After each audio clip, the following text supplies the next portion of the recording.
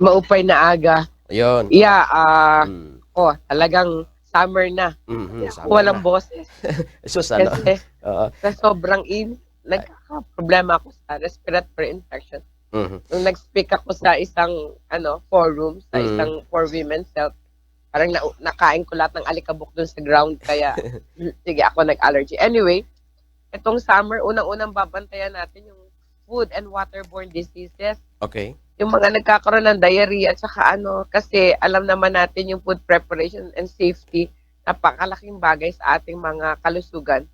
So we've been receiving a lot of acute gastroenteritis, no?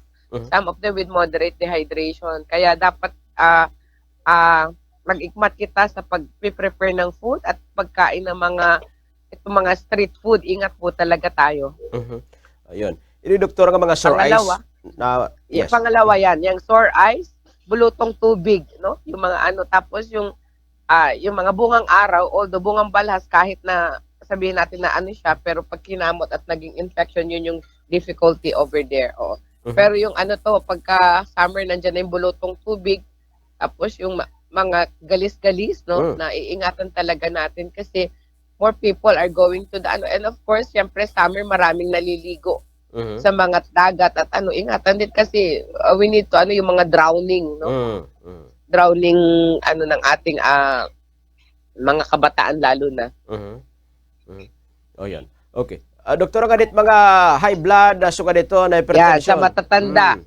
Sa matatanda, itong hypertension, tumataas yung ating mga stroke cases also. Ayun. Okay. So, doktor, didit aton mga mga irinmon kasi iba, dito matugnaw, soft drinks. Tama ba yung nga bagamot tambal ka ng kapasot panahon kaya kailan na nato ni matugnaw, doktora? Actually, wala naman talaga yan kung Ang soft drinks, yan hindi naman in-encourage yung soda o yung soft drinks. Ang tubig, whether malamig or okay lang naman ito. Ang lang is yung tinatawag natin na sobrang init, iinom ka ng malamig na malamig kasi it's the brain freeze sa yung no? Kaya dapat ingat-ingat lang. Whatever is cold water, okay lang naman. But if it's water, pero pag mga soft drinks na and di ba? Kaya ingat-ingat din tayo kasi minsan biglang yung mainit, extreme of temperature can also brought sickness in us. Okay. So, didit iba kay bisan mapasot panahon may nagkakape pa inin doktor. Nadugang lalugo din yan, no? Hindi naman. Pwede naman magkape sa umaga. Pero kung sa tanghali, tanghali. Kasi usually nagkakape naman kahit umaga, tanghali, gabi. Part na ng natin yan. Iba mapaso na nga kakape pa pero bakit nahiaran naman doktora. So amo na't binubuha routine na. Correct.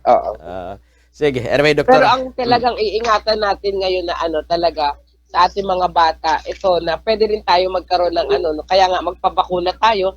Kasi usually yung mga measles, dengue is also, we have cases of dengue also, pwede rin magkaroon ng dengue. Ayun. Taklo ba sito hospital, doktor? Ano't mga kaudgan nga cases sa ato pag kaya na? Yeah, ito yan. Mas marami tayo ngayong hypertension and stroke, tapos acute gastroenteritis, and then community-acquired pneumonia. These are, etong mga sakit na to na iiwasan. Kaya, ang ating is make sure na tamang pagtulog, hindi kahit summer, hindi na tayo magpupwet na tayo up to the max, no? Tamang pagkain at ehersisyo. Ayun. Anyway, doktora, siguro yatag kayo mo tagayon, bami na kami sa nga dito natin mga kabugtan mamata mo radio, go ahead. Yeah, magpasalamat tayo at nakaka-experience tayo ng summer, no? At yung summer natin, let's make our summer a really memorable one.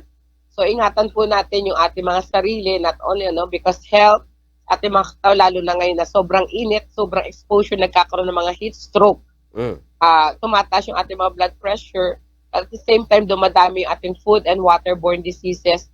So, ingat po tayo sa ating pinagkukunan ng ating mga pagkain at ang ating mga tubig. Tapos, nagkakaproblema pa tayo sa tubig. So, ingatan po natin ito.